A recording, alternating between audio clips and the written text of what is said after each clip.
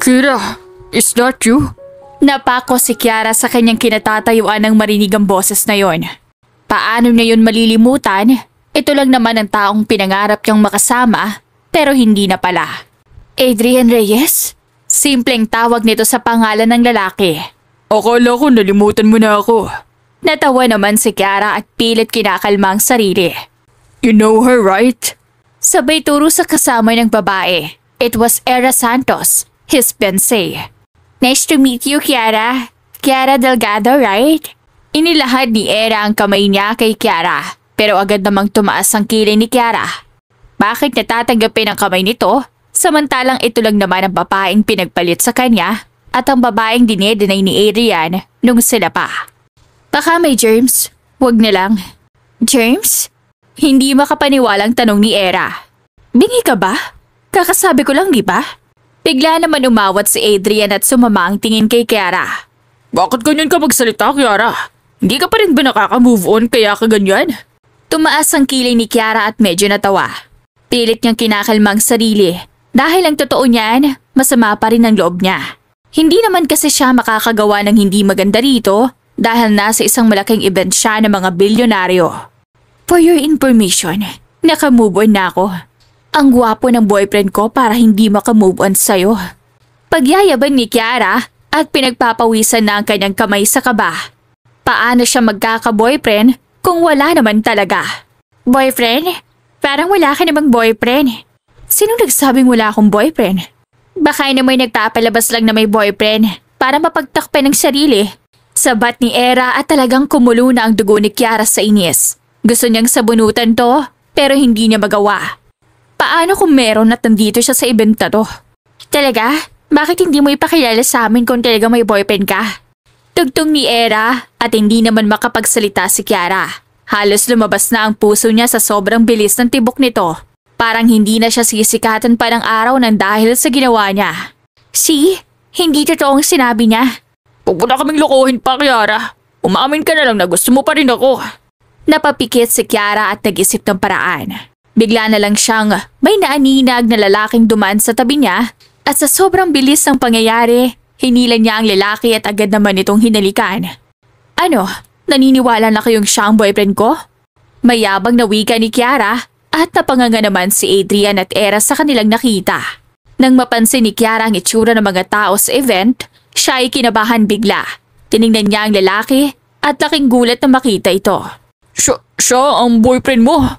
Sir Tristan Thompson? Utal na tanong ni Adrian at napahawak sa bibig si Kiara dahil sa gulat. Isang bilyonaryo sa Tristan Thompson at kilala siya bilang isang magaling na negosyante at tagapagmana ng Thompson & Sharp. Bukod pa roon ay kilala siya bilang seryoso at lalo na sa trabaho. Pero mas lalong kilala si Tristan dahil sa isang bagay na iniiwasan nito. Ang usaping kasal. Dahil kahit kailan ay never pang sumagi sa isip nito na magpakasal o manligaw sa kahit na sino man. Oh my God! This is a big news! Napalingon si Kiara sa mga tao at mga reporter. Agad silang kinuhanan ng litrato kaya agad-agad na nagtago si Kiara sa likod ni Tristan. Wala siyang mukhang ihaharap sa mga ito. Lalo na sa eskandalong ginawa niya. Is this true, Tristan? Agad lumapit ang isang babae at lalaki na hindi naman ganon katandaan. Napakaganda at pogi nito at nakasuot ng simpleng dress at suit habang may suot na mga alahas. Ito ang mommy at daddy ni Tristan. Mga kilalang negosyante sa bansa at galing sa pagpapatakbo ng negosyo. Huwag mo na kulitin ang anak mo, Lucy. Hayaan mo na muna siya. Hindi pwede, Trevor. Kailangan ko malaman dahil girlfriend ni Tristan ang kasama niya. Saad ng ina ni Tristan at sumakit din tuloy ang ulo niya sa narinig niya. Can I hug you, Iha? Bago pa man makalapit si Lucy, agad na itong nahawakan ni Tristan sa kamay. Please, excuses. Seryosong saad ni Tristan at nakakatakot ang mga tingin nito. Tahimik na umalis ang dalawa habang pinagtitinginan ng buong tao sa event. Parang masisira ang ulo ni Kiara sa kanyang ginawa at tahimik na sumunod dito. Sakay! Utos ni Tristan at agad naman sumakay ng kotse si Kiara nang hindi umaangal. Pagpasok ni Kiara sa kotse, sila ay biglang umalis. Dahil sa takot at kaba, napatingin si Kiara sa bintana dahil hindi pa tapos ang trabaho niya. Teka, saan mo ko dadalhin, Sir Tristan? Takang tanong ni Kiara at medyo malayo na sila sa event. What do you mean, son? Nakalimutan mo na agad kung ano ang ginagawa mo. Pero sir, may trabaho po ako Trabaho? Sinira mo na ang event na yon dahil sa ginawa mo. I don't care if may trabaho ka. Sambit nito. Dahil sinira mo na ang pangalan ko. Alam mo ba yun? Nang dahil sa sigaw nito, napapikit ang isang mata ni Kiara. Halos mabingi na siya at hiyang-hiya dahil hindi niya alam kung paano siya magpapaliwanag dito. Please, sir, I'm sorry. Paghingi niya ng pasensya. I know, mali po ako. Talagang maling-mali. Siguradong kalat na kalat na ngayon sa media. Alam mo ba kung anong ginawa mo, ha? Matapos magsalita ni Tristan, tumigil ang sasakyan nito sa mismong kumpanya niya. Gabi na at wala na ring tao, agad namang bumaba si Kiara na mag-isa at sumunod kay Tristan. Napa-sign of the cross siya sa sobrang takot at napansin ng ilang guard na nagbabantay rito. Maling naman natin magawa ng paraan, sir. Simpleng saad ni Kiara at pilit na ngumingiti. Kaso mas lalong napunong inis ang mukha ni Tristan. Paraan! Tama ka. Gagawan nga natin ng paraan. Nagliwanag ang mukha ni Kiara at tuwang-tuwa. Pumalakpak pa siya ng walang tunog sa sobrang saya. Puti na lang may paraan. Bulong niya at pumasok sa opisina ni Tristan. Hindi naman siya makapaniwala na nandito siya sa opisina nito. Nakikita lang ni Kiara sa Tristan sa mga balita at billboard kapag umaalis siya at ngayon ay nasa harapan na niya. Agad nilabas ni Tristan ang isang papel na galing mismo sa printer. Meron siyang ginawa roon na hindi napansin ni Kiara. Sign it. Sign po? Anong pipirmahan ko? Napatingin si Kiara sa papel na itinuro ni Tristan gamit ang hawak niyang ballpen. Ano naman ang papel na to at bakit ko pipirmahan? Tanong niya at tangkang pipirmahan to nang matigilan siya. Kaya nga, magpapanggap kang girlfriend ko. Ha? Gulat na saad niya. Ako, girlfriend mo? That's impossible. Halos mapatayo siya sa kinauupuan ng dahil sa gulat. Parang aatakihin siya sa puso dahil sa narinig niya. Akala ko ba may paraan ka? Hindi ba sabi mo kanina may paraan para rito?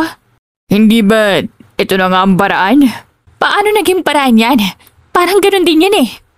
Inis naman na tumayo sa Tristan at napahilamos sa muka gamit ang palad niya. You know what? Hindi ba't ikaw ang may kasalanan nito? Yun ang paraan ang naiisip ko. Dahil siguradong masasira ang pangalan ko. Pagdidiin ni Tristan at iniisip ang mga problemang kakaharapin bukas ng umaga.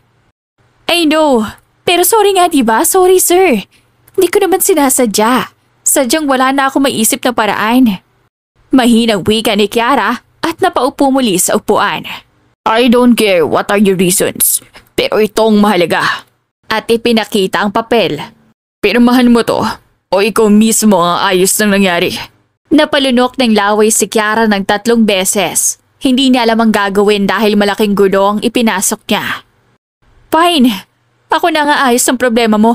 Madali naman humingi ng sorry. Madali nga. Pero ano na lang ang sasabihin ng iba? Na ginawa mo yun dahil gusto mong mapalapit sa akin. Sa tingin mo ba, hindi ka pangangalanan bilang isang pilingera? Nanlaki ang mata ni Kiara at walang mabigkas na salita. Anong sabi mo, sir? Sigaw niya at hindi na alam ang gagawin. Dahil sa gulo ng isip ni Kiara, wala siyang nagawa kundi pirmahan ang papel. Ayan na, siguro naman may mapapala rin ako rito. Don't worry, I'll make sure na may kikitain ka. Kahit na ikaw na nakagasgas ang pangalan ko sa media. Tumalikod si Kiara kay Tristan at naglakad-lakad habang hinihintay ito. Napatingin naman siya sa kanyang cellphone at tadtad ng missed call ang kanyang cellphone galing sa kanyang kaibigan at mga kasamahan sa trabaho. Napakagatlabi na lang siya dahil siguradong malilintikan siya kapag pumasok siya sa trabaho bukas. Okay na ba? Pwede na ba akong umuwi? May pasok pa ako bukas. Tanong niya at tumayo na sa Tristan at lumabas ng opisina. Right, uuwi na tayo. Tayo? Oo, bakit? Hindi ba may kasundo na tayo? Tumaas ang isa niyang kilay at napaisip. Oo nga, pero anong tayo? Anong ibig sabihin mo? Hindi mo ba binasa ang papel? Nanlaki ang mga mata niya dahil hindi niya yun binasa dahil sa taranta at inis. Pinirmahan niya lang ang papel para matapos na ang problema niya. Hindi. Bakit ano bang nakalagay ron? Putal na tanong niya at natawa sa Tristan nang wala sa oras. Siguro kung scammer ako, nalustay ko na ang pera mo. Inis na tugon nito. Nakalagay ron, nasa bahay na kita ditira at wala ka na magagawa dahil kung hindi mo susundin ang kasunduan. Pwede naman. Kuminang-kinang ang mata niya at tumango. Pwede? Pwede kung hindi sundin? Oo, pwede. Pero magbayad ka muna ng 10 milyon. Ha? 10 milyon? Saan naman ako kukuha nun?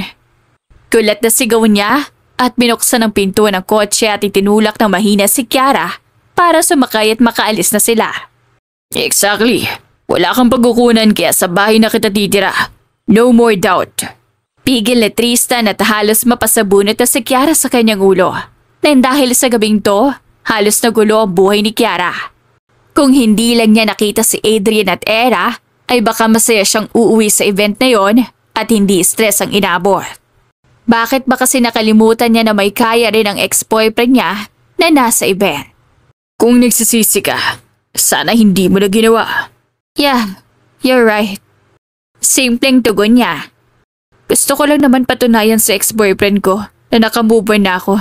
I didn't know na mapupunta sa ganito. Nalungkot bigla si Kiara habang inaalala lahat ng pinagsamahan nila ni Adrian. They were college lovers at 3 years na sila. After that, naghiwalay rin sila ng dahil kay Era. Former batchmate nila at nakikita lang to ni Kiara sa school pero never naging classmate. So you used me, huh? It wasn't my intention. Of course it was. Fine. I'm sorry. Kung hindi ka lang kasi dumaan doon, edi hindi sana kita nahalikan. At parang kasalanan ko pa. Giit ni Tristan na tumiiling si Kiara. Alam naman kasi niya na siya talaga ang may mali. No, you're not. I'm sorry. Hindi ko talaga sinasadya. Hindi na sumagot sa Tristan at nagmaneho na lang ng tahimik. Lumipas ang 1 oras, isang private property ang pinasukan nila at ito ay pagmamayari ni Tristan at nakabukod talaga siya sa kanyang ama't inang si Lucy at Trevor. Pero umuuwi siya roon tuwing Sabado at Linggo para makasama ang dalawa. Mas gusto kasi ni Tristan na siya ay mag-isa lang at kasama ang ilang mga katulong. Habang pinagmamasdan ni Kiara ang paligid, nagulat siya nang kusang bumukas ang gate at agad din bumaba nang tumigil ang sasakyan. Napansin niya ang ganda at laki nito. Simple lang din ang kulay pero agaw atensyon dahil sa ganda ng design nito. Bahay mo? Di ba obvious?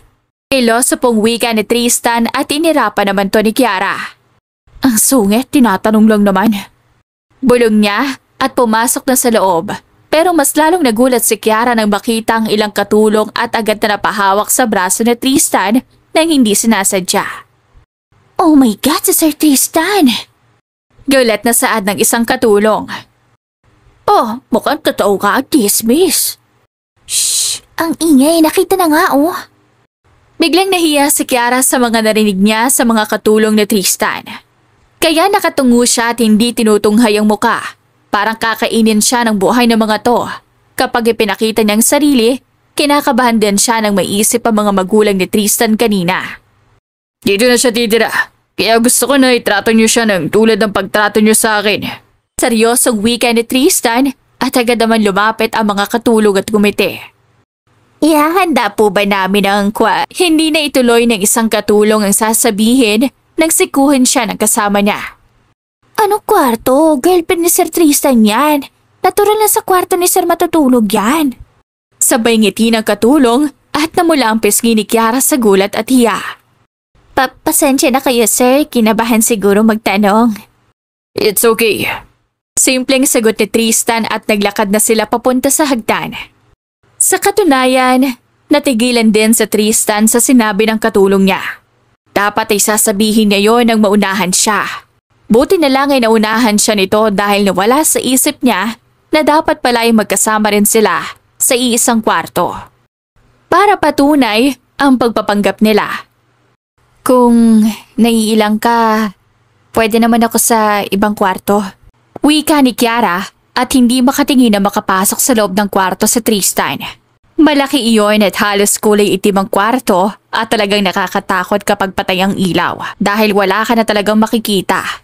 Kahit sasapa na ako, dyan ka na. At itinuro ni Tristan ang kama niya at napakalaki noon dahil master's bedroom ang kama niya. Talagang para sa mag-asawa. Hindi, kahit ako na dyan. Hindi naman ganun kasama ang ugali ko para patulugin kita rito. Pero kahit na nakakahiya, kwarto mo to. Nahihiyang sambit ni Kiara at umupo sa kama. Ano ngayon? Huwag ka na makulit at sundin mo na lang ang sinabi ko. Napabuntong hininga si Kiara at hindi niya alam paano yun sasabihin kay Tristan. Hinawakan niya ang kanyang dibdib at pilit na nilalakasan ng loob. Dito ka na matulog. Ilang saad niya at itinuro ang kanang parte ng kama.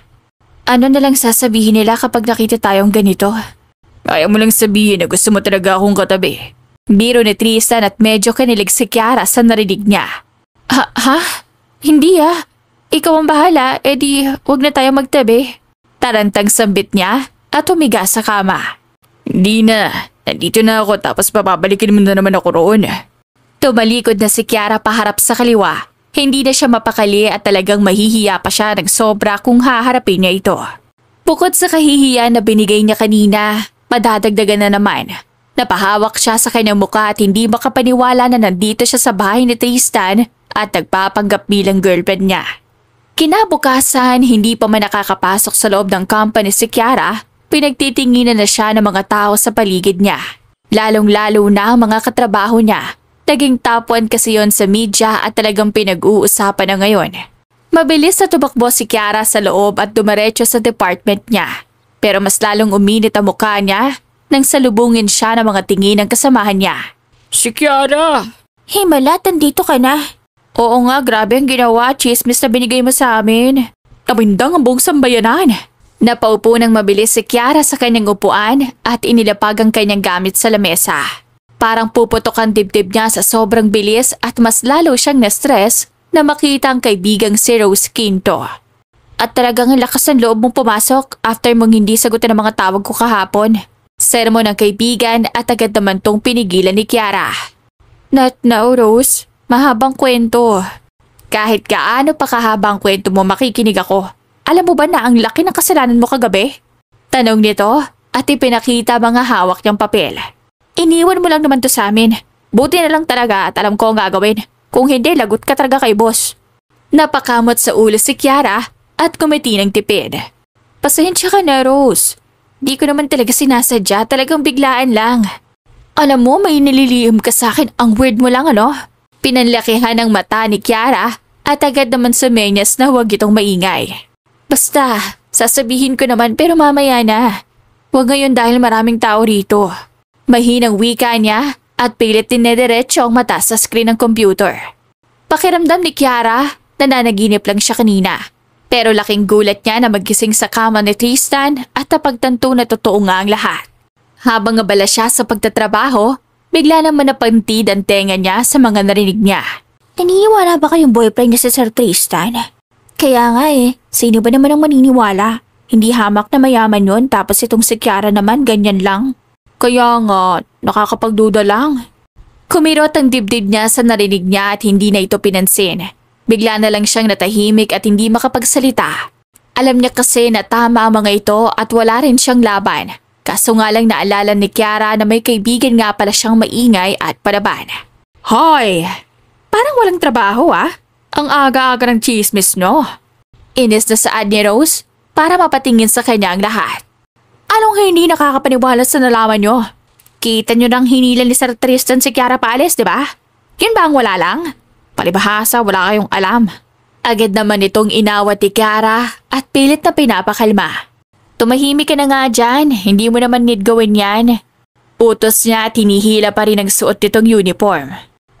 Hayaan mo sila. Nakakapikon parang ngayon lang nakarinig ng ganun na chismis. Tugon ni Rose at tinirapan ng mga babae. Bakit? Masama ba ang sinabi namin? Sabat ng kasamahan nila at mas lalong nag-init ang dugo ni Rose. Totoo naman ang sinabi namin Nakakapagtaka naman talaga. At bakit? Anong nakakapagtaka ha? Wika ni Rose at tumayo ito. Sabihin mo ngayon sa mukha ko. Nakakapagtaka dahil wala naman binabanggit sa Kiara tungkol sa love life niya. Narinig ng lahat paano tumawa si Rose at hiyang-hiya naman si Kiara na nilapitan ang kaibigan. Hindi niya tumaawat at panay lang ang singhal. Bakit niya sasabihin sa inyo? Kaibigan niya ba kayo? Ako lang naman ang kaibigan niya rito. At ako lang din ang nakakalam ng tungkol sa kanila ni Sir Tristan. Pagyayabang ni Rose kahit na maging siya naman talaga ay walang alam sa nangyari. Ano? May angal ka pa? Hindi na sumagot ang kasamahan nila at nagpatuloy na lang sa trabaho. Wala naman pala Akala ko may papalag sa akin. Sinabi ko naman na tama na. Para ka namang bata makipagtalo dyan. Sermon ni Kiara at kumiti lang ito sa kanya kaya napangiti na rin siya. Magkapatid na tayo, hindi ba? Natural na ipagtanggol kita, no? Thank you. Napakabait mo talaga. Masayang sambit ni Kiara at niyakap ito. Lumipas ang ilang oras na pagtatrabaho ni Kiara, pagod na pagod siyang nag-init ng katawan at sumakit din ang mata niya dahil sa trabaho na hindi na pa natapos simula ng makalawa. Medyo mahaba kasi talagang matrabaho at kailangan na kailangan ng oras at tiyaga. Buti naman at makakauwi na. Totoo, napagod din ako. Tugon ni Kiara at tumayo sa pagkakaupo.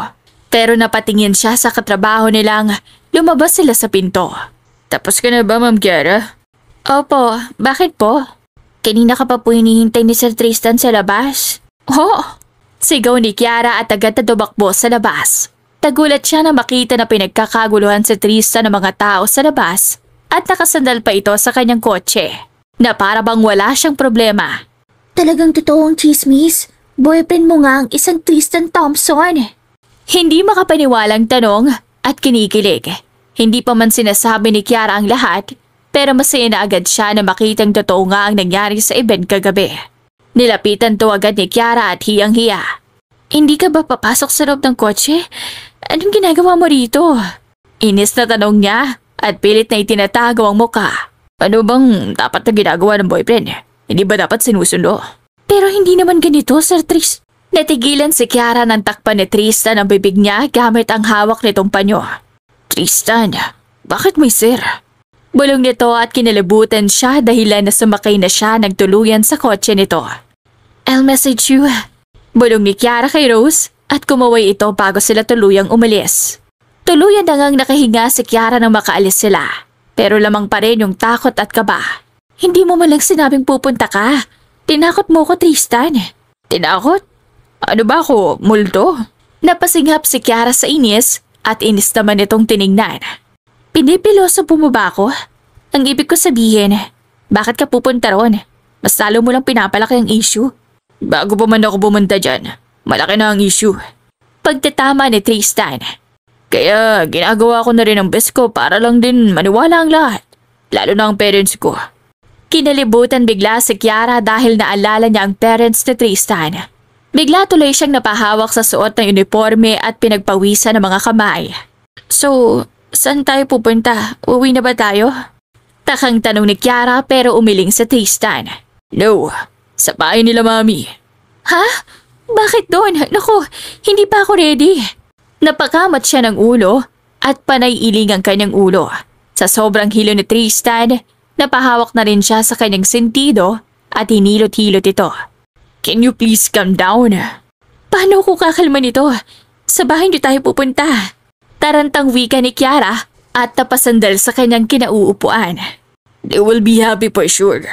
Walang ganang sambit ni Tristan habang iniisip ang ina. Hindi ba sila yung tulad sa teleserye? Pakasampalin nila ako mamaya. Nakakaawa naman tong mukhang to. At humawak siya sa kanyang mukha. What? Anong klaseng pag-iisip ang meron ka? Nasobrahan ka na ata sa K-drama. Aba, malay ko ba? Inis na tumalikod si Kiara at hinintay na lang na makarating sila sa kanilang pupuntahan. Halos 1 oras at kalahati na makapasok sila sa isang private property at napansin agad ni Kiara ang mga hardinero. Tauhan nila lahat to? Hindi niya makapaniwalang tanong kay Tristan. Yeah, ang yaman niyo talaga, no? Ganito pala talaga kapag sobrang yaman. Ako kaya? Kailan kaya ako yayaman? Kapag nagpakasal ka sa may pera. Ihanap mo nga ako, baka swertein ako. Kinikilig na saad niya at sinamaan siya ng tingin ni Tristan.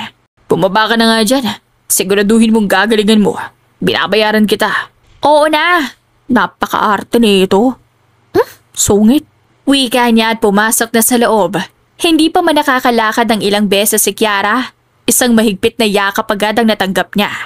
Oh my God! Siya na ba yun? Masayang tanong ni Lucy sa anak habang yakap-yakap si Kiara. Ma'am, baka hindi naman makahinga si Kiara. Kiara? Ang ganda naman ang pangalan mo, Iha. Hindi makapaniwala si Kiara na nasa harapan na niya si Lucy Thompson at tumingin siya sa gilid at nakita niya naman si Trevor Thompson. Piling tuloy ni Kiara ay hihimatayin siya sa sobrang kaba. Nasa harapan niya lang naman ang mga mayayamang negosyante at kilala sa kanilang bansa.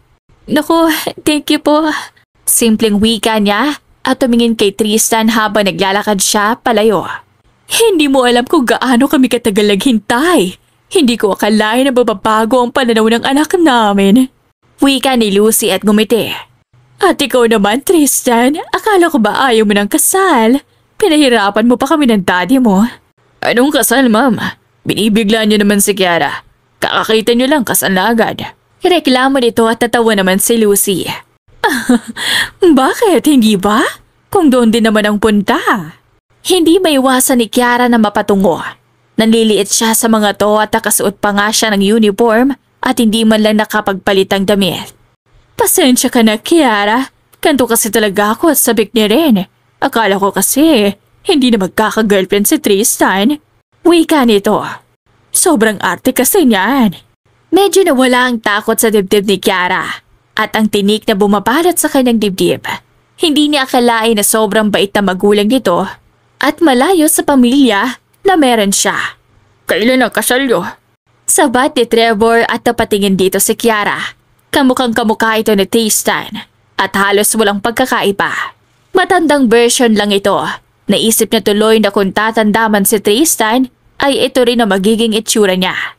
Pati ba naman kayo, Dad?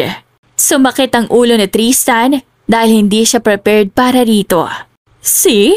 Ganon din naman ang pupuntahan niyo. Bakit hindi pa natin paagahin? Rebat ni Lucy at kinakabahan naman si Kiara at hindi makapagsalita. Napansin naman to ni Tristan at agad na umiksena. Stop it, Mom. Hayaan niyo muna kami at kailangan din naman namin ng time. Sambit ni Tristan at tumangutango si Lucy. Okay, fine. Basta siguraduhin niyo lang Huwag niyo akong biguin. Nagkatinginan ng dalawa at kumiti na lang. Iniisip ni Kiara kung paano siya makakaligtas sa ganitong sitwasyon. Kung iba na nga ang iniisip ng pamilya ni Tristan. Halika na at kumain na tayo. Mamaya niyo na pag-usapan yan. Masayang tumayo at kumain ang buong pamilya at mas lalong uminit ang usapan na makaalis din ng dalawa. Naipahayag kasi ni Lucy sa kanyang post na na-meet niya na ang kanyang daughter-in-law. Nag-picture-picture sila kanina at pinost ito agad para makita na totoo ang chismis at hindi fake news. Mabilis na kumalat ito at mabilis din uminit ang ulo ni Tristan ng dahil sa stress. Sinabi ko naman kay Ma'am na maghinay-hinay. Inis na wika ni Tristan at hindi maipinta ang kanyang mukha.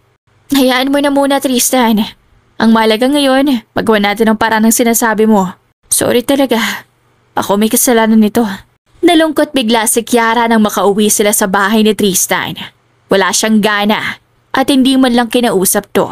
Pilit siyang umiiwas kahit na malabo, lalo na magkasama sila sa iisang kama.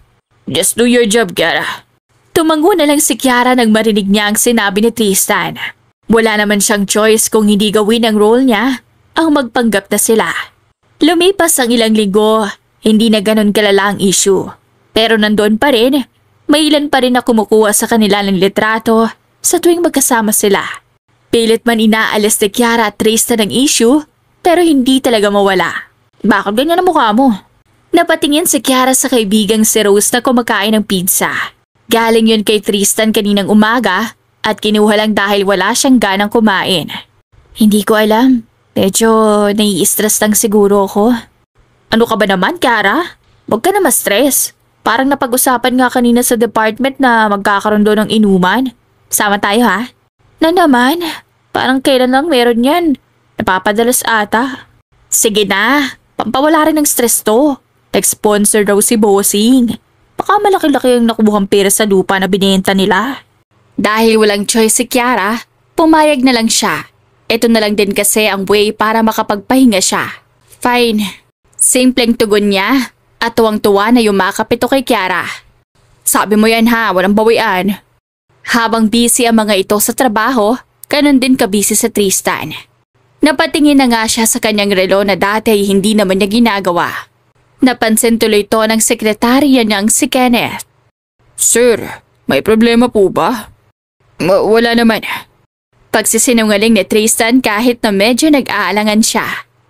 Kilala ko na kayo, Sir Tristan. Hindi na kayo makakapagsinungaling sa akin. Biro nito at dahil simula na maging CEO ng Thompson Enterprises si Tristan, ito na naging sekretary niya at hindi napapaltan pa. Wala nga, Kenneth. Sige, sir. Ikaw po may sabi niyan. Ang totoo niyan ay baka gabihin si Tristan ang uwi at hindi niya masundo si Kiara. Simula kasi nang magpanggap sila, palagi niya na itong sinusundo at sabay silang uuwi. Nang una ay medyo bago pa lang to kay Tristan pero ngayon ay sanay na siya. Marami pa ba yan? Takang tanong ni Tristan at tumango si Kenneth sa kanya. Marami pa to, Sir Tristan. Alam niyo naman na dagsa ngayong katapusan ng mga projects niyo. Mahihirapan naman tayo kung ako lang ang tatapos niyon. Baka abutin ako ng ilang araw. Napaisip bigla si Tristan at kinuha na ang kanyang ballpen. Wala siyang choice kung hindi ang tapusin ito. Napatingin na lang siya sa kanyang cellphone. At hinihintay ang chat ni Kiara at kinakabahan na baka mamaya ay hinihintay na siya nito. Sa kabilang banda, sunod-sunod ang inom ni Kiara ng alak. Hindi pa man siya tinatamaan, pero medyo papikit-pikit na ang mata niya. Ang swerte ni Kiara, no? Akalain mo yon ang boyfriend ng isang bilyonaryo. Napatingin si Kiara sa katrabaho niya nang mabanggit nito ang sitwasyon niya ngayon. Kaya nga eh. Hoy Kiara, baka naman may kapatid pa si Sir Tristan. Reto mo naman ako. Tumigil ka nga dyan. Huwag mong itindihin yan. Ako na lang ay reto mo. Nagkakagulo mga ito at sumakit lalo ang ulo ni Kiara. Napahawak siya kay Rose na ngayon ay inis na inis din na nakikinig sa mga kasamahan nila. Walang irereto. May kalakasang sambit ni Rose. Ang iingay niyo naman. Huwag na kayong magtanong na magtanong. Bakit ka ba kasi sumisingit dyan, Rose? Di naman ikaw si Kiara. Napahilamos na mukha si Kiara gamit ang kanyang palad. Tumigil na nga kayo dyan. Hindi ko kayang gawin yun. Pero napakaswerte mo nga. Hatid sando ka pa. Kinikilig na saad ng kasamahan nila. Bigla naman naalala ni Kiara sa Tristan at napatingin sa kanyang cellphone. Hindi niya alam kung bakit bigla siyang nalungkot. Pasado 8:00 na at hindi pa rin ito nagchat-chat sa kanya. Hindi naman sa umaasa siya pero nasanay na siyang sinusundo nito. Siguro hinihintay mo si Sir Tristan ano? Sambit ni Rose at siniko niya to sa braso. Hindi ah. Ang daldal mo talaga, Rose. Chaos, ayaw mo pang sabihin na natanghal taas sa mukha mo? Umiwas na ng tingin si Kiara. Nagsaya na lang. Hindi na niya inisip kung makakainuman siya ng marami. Sa paglipas ng oras, lasing na si Kiara at panay ang duro niya kay Rose. Alam mo, Rose, sana talaga karamahin si Adrian. Ang kapal na mukha ng lalaking yun. Adrian, sino yun? Singit ng isang katrabaho nila Kiara habang akay-akay si Kiara palabas ng company. Basta, yung ex-boyfriend niyang niloko siya. Ay talaga, may ex-boyfriend pala to? Shhh, huwag ka na magtanong pa, tulungan mo na lang akong mag-akay rito. Wika ni Rose at bigat na bigat kay Kiara. Mais ka naman na babae ka, nahihirapan kami sa'yo ah. Talagang hindi na kita painumin sa susunod, napakahirap mo namang akayin. Sinusumba ko talaga na hindi siya magiging masaya. Ang ganda-ganda ko. Para ipagpalit niya ako no. Lasing na sambit ni Kiara at tinuturo ang bituin. Hayaan mo na yon, Kiara. Puti na nga lang at ang swerte mo ngayon sa boyfriend mo. Speaking of, saat ang katrabaho nila at napatingin ng lahat kay Tristan. Mukhang alalang-alala at agad na lumapit kay Kiara. I'm Rose, Kiara's best friend. Ako yung tumawag sa'yo kanina. Hindi ko naman alam para siya iuwi. Nahihiyang sabit ni Rose at agad naman tong binuhat ni Tristan ng pa-bridal. Thank you. Masyadong busy lang din ako kanina. Kaya ngayon lang din. Paliwanag ni Tristan dahil kanina pa talaga siya dapat pupunta kaso tinapos na niya lahat ng kailangan niya. Ingat kayo pa uwi, Sir Tristan. Ikaw nang bahala dyan at medyo may dinadamdam lang yan. Kumunot ang noo ni Tristan at napaisip. Okay, thank you.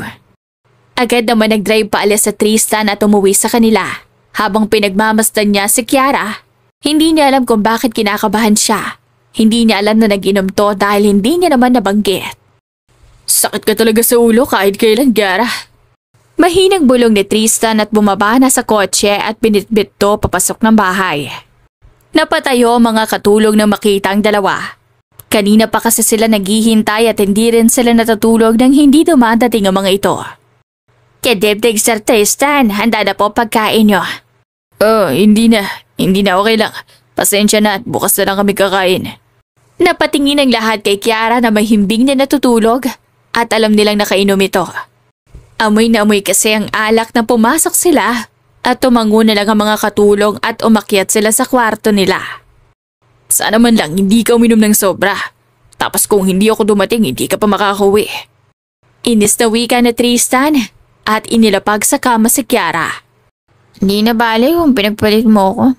Saan ni Kiara at napatingin dito sa Tristan na takang-taka. What are you saying, woman? Bukod sa akin, iba ang nasa isip mo? Mas pogi yung boyfriend ko sa'yo, hindi yan. Period. Nanlaki ang mata niya sa sinabi ni Kiara at natawa. So that man was Adrian. Simpleng saad ni Tristan at takang-takang aalis ng hawakan ni Kiara ang kamay niya. Hey! Saan ka pupunta? Bakit ka mukha mo yung boyfriend ko? Hindi napigilan ni Tristan na ngumiti.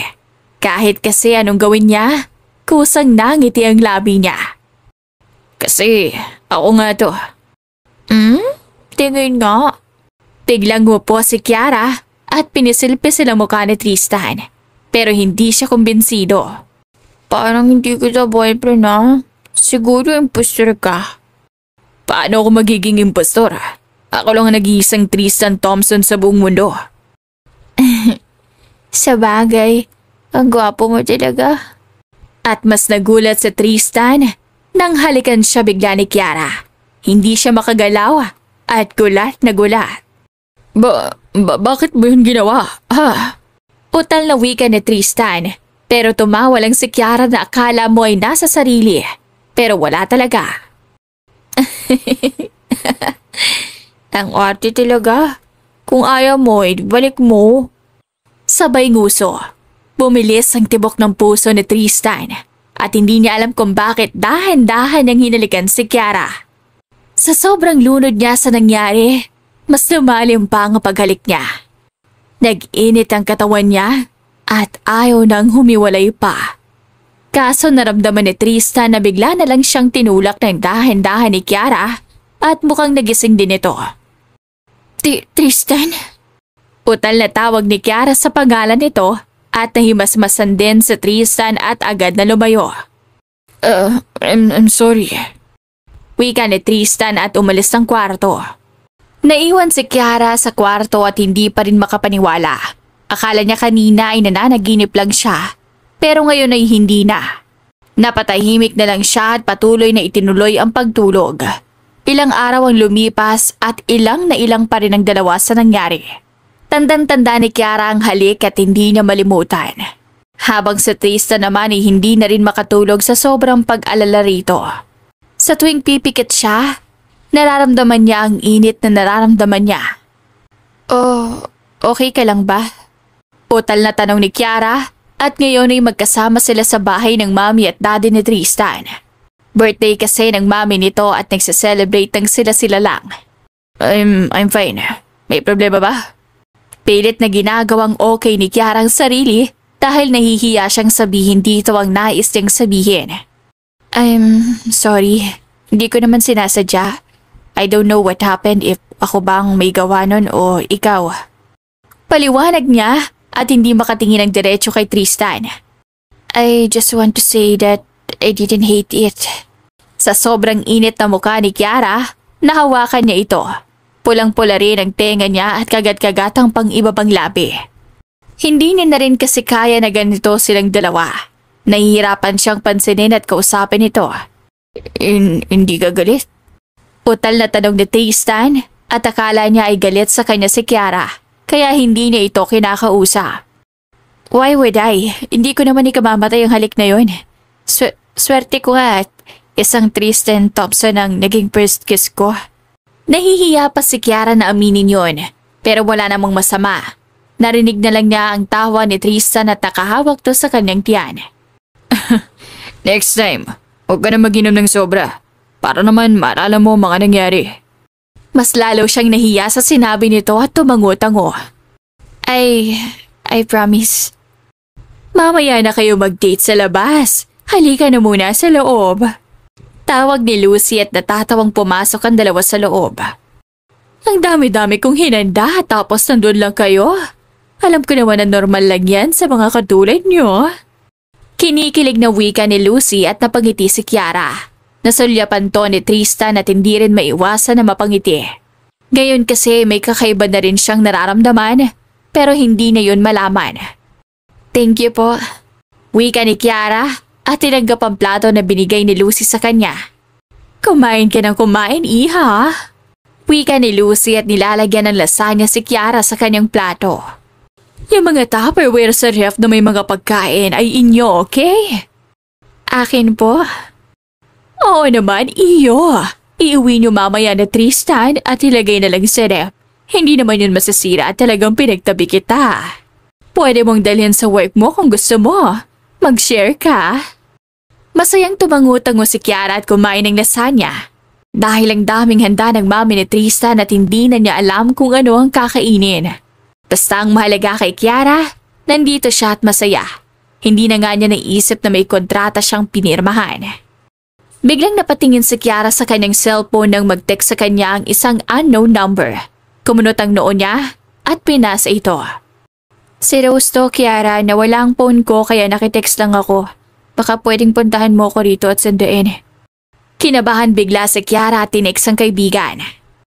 Nasa park ako malapit sa Netherlands. Kumunot ang noo ni Kiara dahil medyo may kalayuan yun sa kanila. Napatingin tuloy siya kay Tristan na seryosong nakikipag-usap sa ina. Kaya ang ginawa niya, inabot niya ang cellphone niya at agad namang tong nabasa ni Tristan. Should we go? Tanong ni Tristan at napatingin si Lucy. May problema ba? Aalis na kayo agad? Sorry po, pero kailangan ko pong puntahan yung kaibigan ko.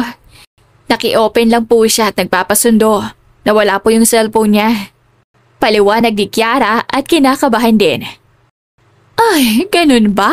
O siya, lakad na, bilisan nyo na at baka naiinip na yun. Agad naman nakipagbeso-beso si Kiara sa ina ni Tristan at sumakay na sila sa kotse at umalis. Lumipas ang halos 2 oras na makarating si Kiara sa part na sinasabi nito at malapit sa Netherlands. Isang sikat na restaurant. Kahit ako na lang, Tristan, hindi naman ako magtatagal. Okay. Bumaba ng kotse si Kiara at hinanap ang kaibigan sa park. Dahil maraming tao, nahirapan siyang hanapin ito. Kaya tinext niya ulit ang number pero hindi na ito nag-reply. Naku, nasa na ba yung babaeng yun? Nag-aalalang wika ni Kiara at nagulat siya na makita niya ang isang tao na hindi na inaasahan na makikita rito. Adrian? Kiara? Tawag nito pero hindi tumingin si Kiara. May hinahanap akong iba. Diyan ka. It was me, Kiara. Ako yung nag-text sa'yo.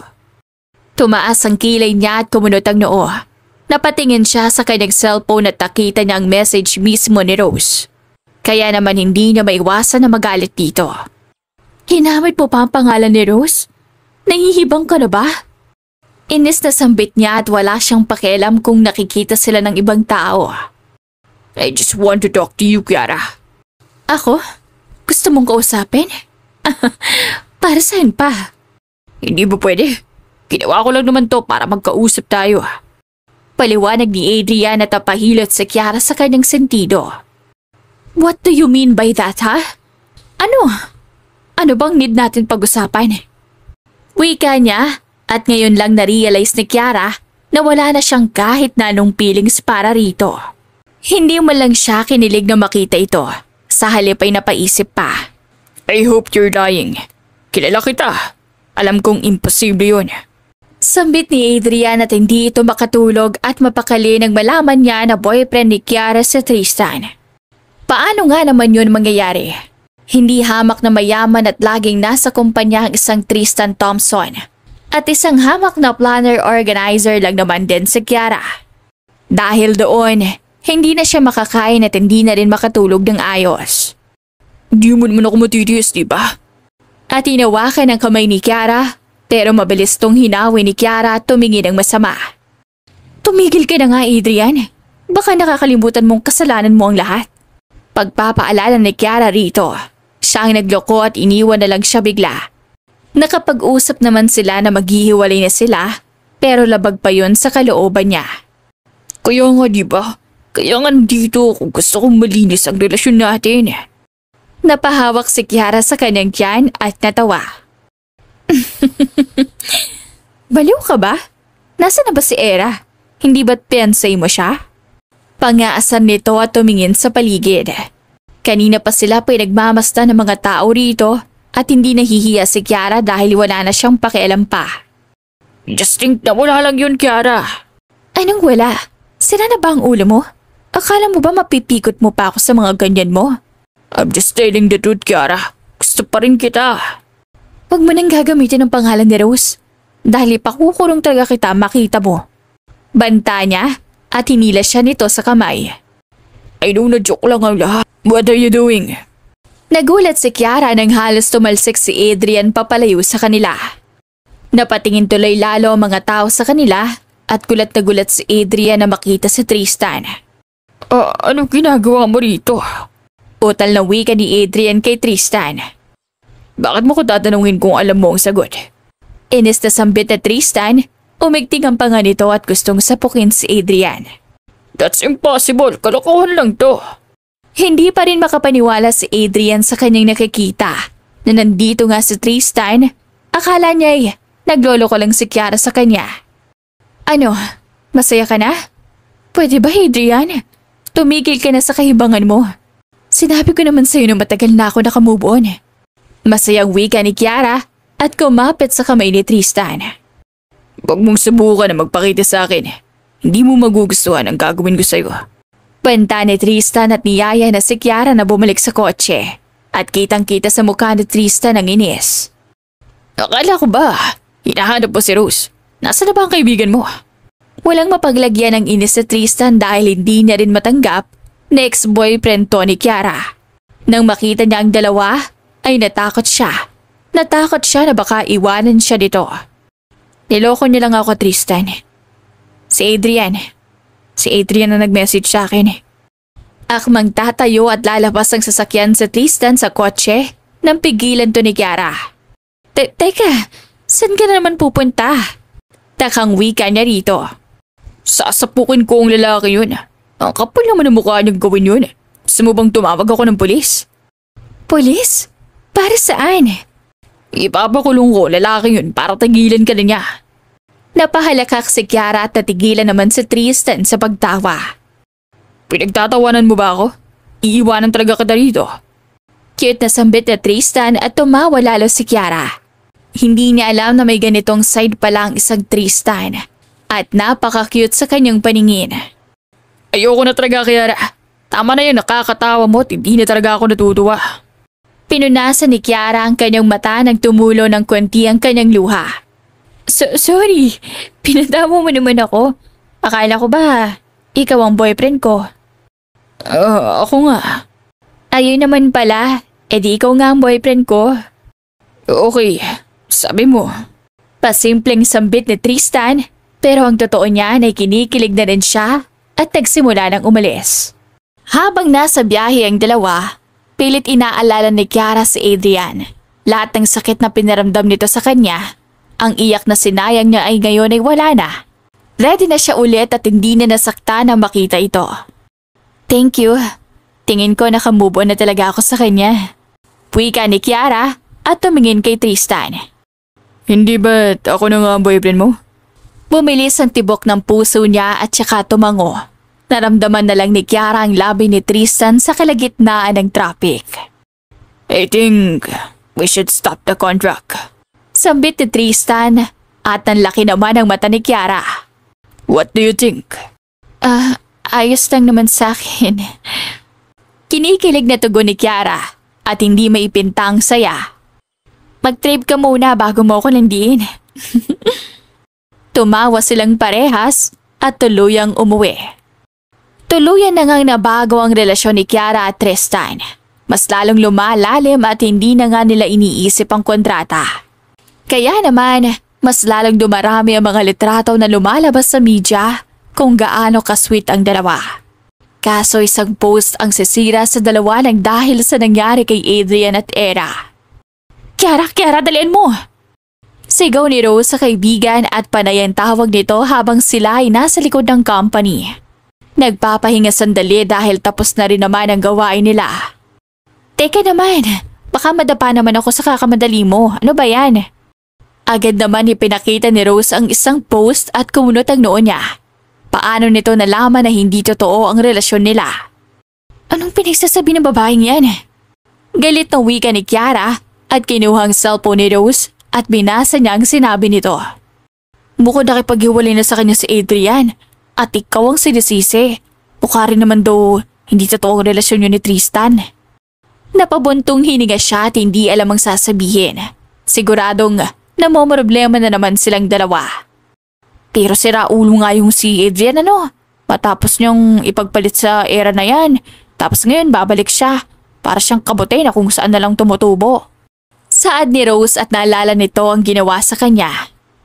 Alam mo, hindi ko malilimutan yung katarantaduhan niya. Huwag lang talaga siyang papakita sa akin at bubunutan ko siya ng buhok sa bunbunan. Sigurado ako nakita na to ni Tristan. Nag-aalalang wika ni Kiara at kagat-kagat ang pang-ibabang labi niya.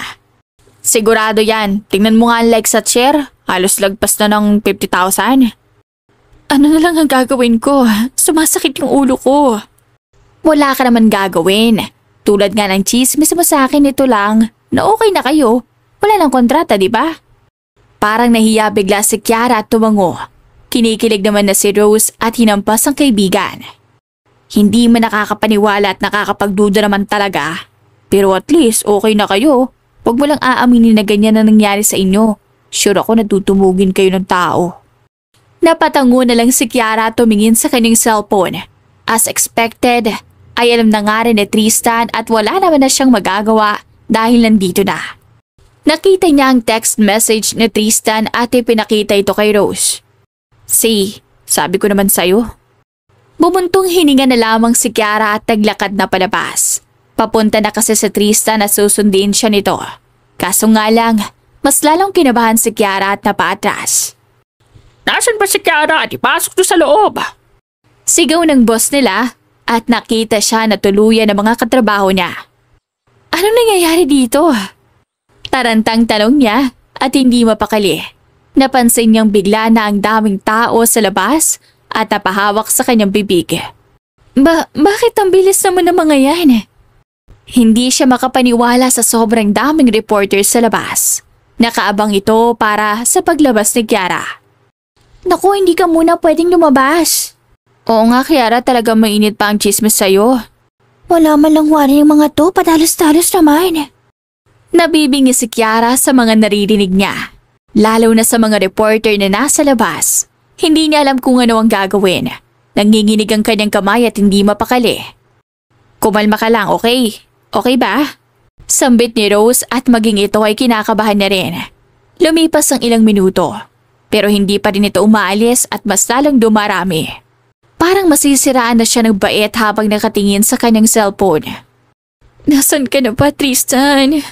Bakit pantag... Hindi na ituloy ni Kiara ang sasabihin nang biglang makita niya si Tristan. Pawis na pawis to at may kasamang isang lalaki na hindi niya pa nakikita. At yun si Kenneth, ang sekretary ni Tristan.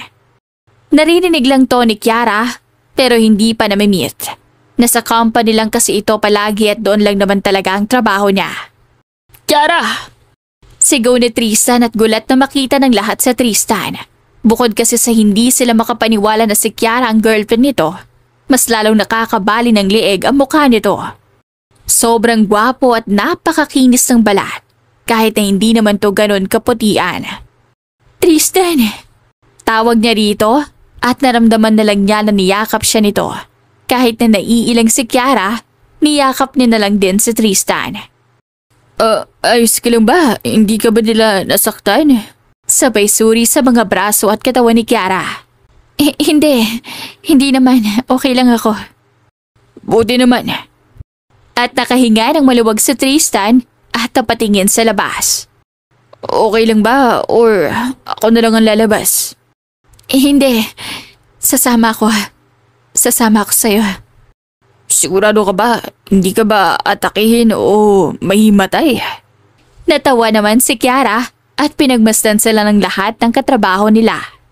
I'm serious, Kiara. Sumeryoso ang mukha niya at tumango. Oo, sure. Sure na ako. Be ready, okay? Dahan-dahang sumenya si Tristan kay Kenneth at binuksan ang pinto. Bumungad sa dalawang maraming tao at maging ang mga reporter na kanina pa sila hinihintay. Natigilan ang mga to nang lumabas na ng tuluyan ng dalawa. Sir Tristan Thompson, totoo po ba ang balita na hindi naman talaga kayo tunay na magkasintahan? Kumunot ang noo ni Tristan at kinabahan ng mga reporter. Nagiba kasi bigla ang aura nito habang nakahawak maigi sa bewang ni Kiara. Anong klaseng tanong ba yan? Inis na wika ni Tristan at siniko naman to ni Kiara. Umayos ka naman, Tristan. Huwag ka naman ganyan. May halong tawa sa sinabi nito at halos mapatingin sa kanya ang lahat.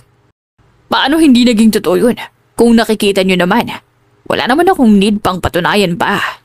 Ibig sabihin ba noon, Sir Tristan, na totoo ang kiss nyo sa party? Nagkatinginan si Tristan at Kiara. Hindi alam ni Kiara ang sasabihin dahil sa iya. Bakit naman ito i-open up ang tungkol doon? Halos mamula ang kanyang pisngi sa harap ng mga reporter. Fake or not, that kiss changed my life. Sabay halik ni Tristan kay Kiara at nanlaki ang mga mata nito. May tatanong ka pa ba? Muling baling ni Tristan sa isang reporter na hindi makapagsalita dahil sa pagkabigla. Bumaba ng hagdan ng dalawa at kinuhanan lang sila ng litrato at video na walang sinasabi. Napatunayan ng mga to na totoo ang pagmamahalan ng dalawa at mabilis naman tong kumalat sa media at nagbigay ng iba't ibang klase ng reaksyon mula sa mga nakakita. Marami ang natuwa at marami rin ang naiinggit. Sino nga naman ang hindi maiinggit sa isang Kiara? Nakahanap lang naman siya ng isang lalaki na ubod ng yaman at bukod pa roon ay mahal siya. Lumipas ang 2 taon, naging isang ganap na Thompson si Kiara. Naging tunay na misis siya nito at nabiyayaan ng isang anak ng babae na nagngangalang Kelsey Thompson. Kiara! Sigaw ni Tristan at halata ang bad trip nito sa muka. Ano na naman ang kinukudot ang iyong muka? Ano yung suot mo? Halos umikot na ang mata nito sa sobrang pagkagulat. Natawa naman si Kiara at mas lalong inilabas ang hita niya. Kaso agad din naman nakatakbo si Tristan at hinarangan siya. Kiara, akala mo ba nakakatawa ka? At bakit ka nagagalit? Hindi ba normal lang naman to? Tumaas ang kilay ni Tristan at napahawak sa kanyang sentido. Kung normal yan sa paningin ng tao, sa mata ko hindi. Slit dress to, natural. At normal lang naman to sa magbibitch, ano? Normal ba yan? Kitang-kita ang bravo. Tawang-tawa si Kiara at pinagmamasa ng buong pamilya habang nasa taas ng balcony. Nakita niya naman na kumaway sa kanyang mommy at daddy ni Tristan at kinawayan niya rin ito. Okay lang din naman siguro kung dadalhin natin si Kelsey roon. Naglakad si Kiara papunta sa loob at nakita ang anak na mahimbing na natutulog. 1 taon na ito at 1 buwan. Kuhang-kuha ni Kelsey ang mukha ni Tristan at parang buhok lang ni Kiara ang nakuha nito. Ang ganda-ganda naman talaga ng baby ko na to. Wika ni Kiara at binuhat si Kelsey. Siguro naman, okay lang naman na lumabas na tayo.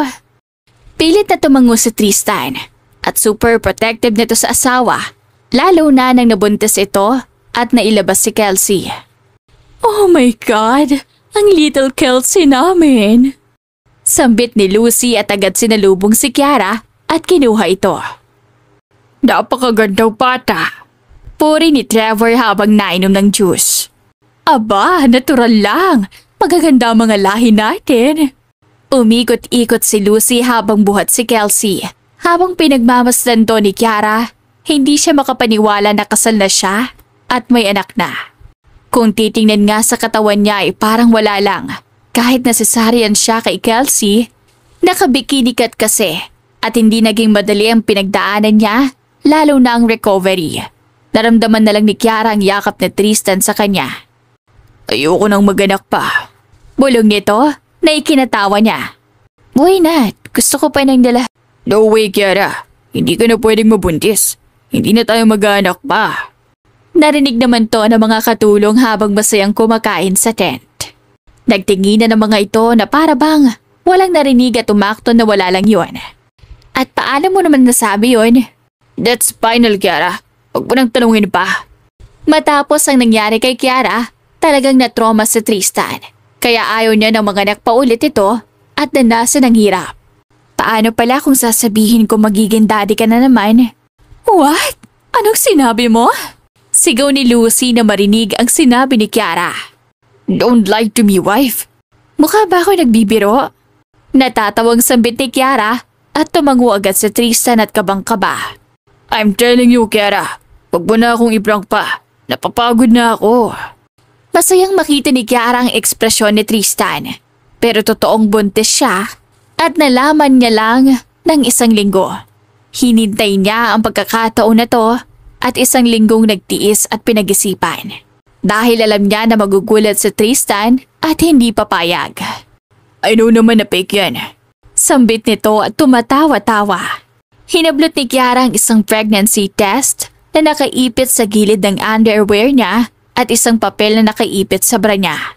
Wala naman siyang ibang maisip na way para itago to, kaya doon na lang. No way. Sigaw ni Tristan at kinuha ang papel at pregnancy test. Buntis ka na naman? Sambit ni Lucy at tawang-tawa. Mukhang magkakaapa na dapat kami. Dumadami na ang lahi niyo sa Tristan. Napakamot si Tristan sa kanyang ulo at hindi yun matanggap. Paano niya yun matatanggap kung panibagong problema na naman ang kaharapin niya? Hindi ka ba masaya? Lumungkot ang boses ni Kiara at ang kanyang mata ay pumipikit-pikit. Agad naman itong nilapitan ni Tristan at saka niyakap. Hindi sa ganun, Kiara. Mahinang sambit nito at hindi mo malaman if disappointed pa. Alam mo namang natatakot lang ako. Natatakot ako dahil hindi ko matanggap na makita kang nahihirapan. Ayoko nang makita kung paano ka maghirap ng dahil sa pagbubuntis mo. Hindi ko talaga kakayanin. Agad naman tong niyakap ni Kiara at hinalikan sa labi at sa harap ng kanyang pamilya. Let's welcome baby number 2. Masayang saad ni Kiara at nagtatalo ng mga katulong at tuwang-tuwa. Sana boy naman. Sana girl ko rin. Ako gusto ko parehas. Nagtalo-talo ang mga katulong habang pinag-uusapan kung ano ang gender ng bago nilang magiging amo. Talaga bang hindi mo babawiin, Kiara? Napatingin si Kiara sa asawa at talagang hindi pa rin to makapaniwalang buntis siya. Mukha pa ako nagloloko? I told you, Tristan. Magiging daddy ka na ulit. Please, tell me if you need my help. Ayoko na. Pero para sa'yo, gagawin ko lahat. Pumalakpak ang lahat at pinagmasdan kung gaano kasaya at kaganda ang pagsasama ng dalawa. Masayang-masaya naman si Kiara dahil hindi nito matutumbasan ng saya na hindi man lang niya naranasan noon. Thank you, Tristan. Bulong ni Kiara at napangiti ito. No, Kiara. Thank you. Thank you, Kiara. Habang ang panahon ay lumilipas, hindi naman lumilipas ang pag-iibigan ni Kiara at Tristan.